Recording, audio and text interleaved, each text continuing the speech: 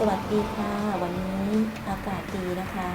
ป้าปกป้องใจดีก็ปั่นจักรยานออกไปเที่ยวกันนะคะเราไปที่คลองแกรนส์เออร์ค่ะเป็นคลอง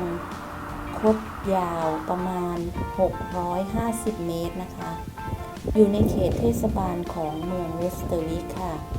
ห่างจากใจกลางเมืองเวสเตอร์วิกประมาณ3 กิโลเมตรนะคะสร้างขึ้นเมื่อต้นศตวรรษที่19ในเวลาเดียวกับปราสาทแกรนส์เออร์นะคะแยกแกรนส์เออร์ออกจากส่วนที่เหลือของนอร์แลนเดนคลองถูกสร้างขึ้นเพื่อเตรียมเส้นทางเดินเรือที่สั้นลงระหว่างเวสเตอร์วิกและอ่าวกูนดิกเวนนะคะมาชมกันนะคะเขาจะเดินทางผ่านตรงนี้กันนะคะเพื่อจะไปที่อ่าวกันนะคะไปชมกันเลยค่ะ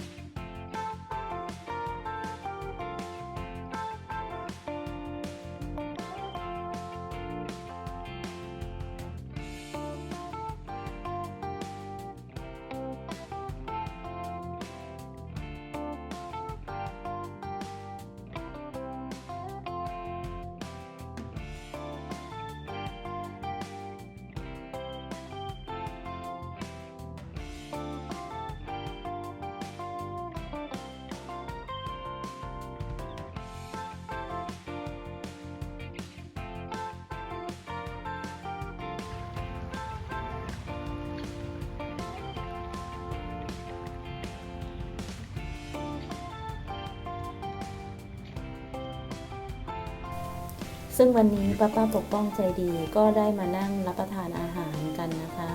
ก็จะมีผู้คนมานั่งอยู่บริเวณนี้กันเยอะนะคะ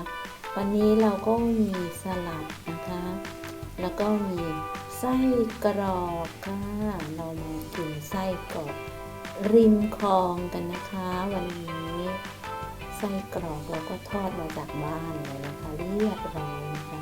ยังร้อนๆอยู่เลยนะคะ